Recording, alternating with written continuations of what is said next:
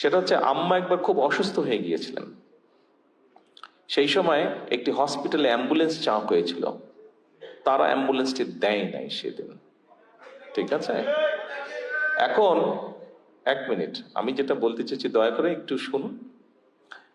তারা সেটি দেয়নি অ্যাম্বুলেন্সটি। এখন আজকে এই মুহূর্তে বিএনপি দেশ পরিচালনার দায়িত্বে আছে, I am the prime minister. আমি চাইলে ব্যক্তিগত আক্রোশ থেকে হয়তো আমি প্রতিশোধ নিতে পারি, কিন্তু আমি যদি নেই তাতে বেনিফিটটা কি হবে বলতে পারেন? কোনো বেনিফিট হবে কারো? কোনো, হ্যাঁ, কোনো বেনিফিট হবে না। যেই কথাটি আমি বলতে চাইছি, আমি গত প্রায় কতক্ষণ ধরে কথা বলছি, 1 ঘন্টা হচ্ছে।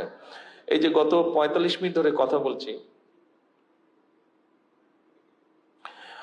গত 45 মিনিট যাবৎ কথা বলছি, যে জিনিসটা আপনাদেরকে বোঝাতে চাইছি সেটি হচ্ছে যে দেখুন, আমাদেরকে একটি বিষয় থেকে বের হতে হবে। আপনাদের সামনে যে পরিকল্পনাগুলো তুলে ধরলাম, এই পরিকল্পনাগুলো আমাদের সবার জন্যই আমরা করেছি।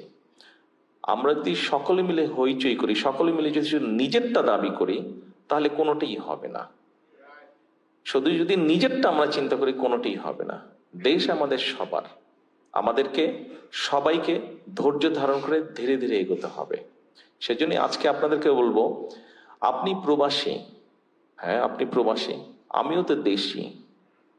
আপনার যেরকম দেশের উপরে দাবি আছে, আমার উপরে দেশের উপরে দাবি আছে, রাইট? আসেন না কথাটাকে চেঞ্জ করি আমরা। দাবি কথাটা কেন আমরা বারে বারে বলি, কেন আমরা ভিন্নভাবে চিন্তা করি না? আমরা দাবিটাকে ভুলে গিয়ে কেন আমরা বলি না, প্রবাসী হিসেবে আপনার যেরকম দেশের প্রতি কর্তব্য আছে, দেশি হিসেবে আমারও তো দেশের প্রতি কর্তব্য আছে।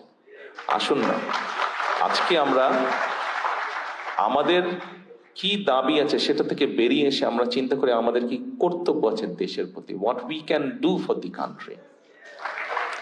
আমরা কি নিব দেশ থেকে? দেখুন, দেশ থেকে কেউ একজন, একটি গোষ্ঠী দেশ থেকে নিতে নিতে দেশটিকে একদম শেষ করে দিয়েছে, আজকে দেশটিকে একদম ধ্বংস করে দিয়েছে।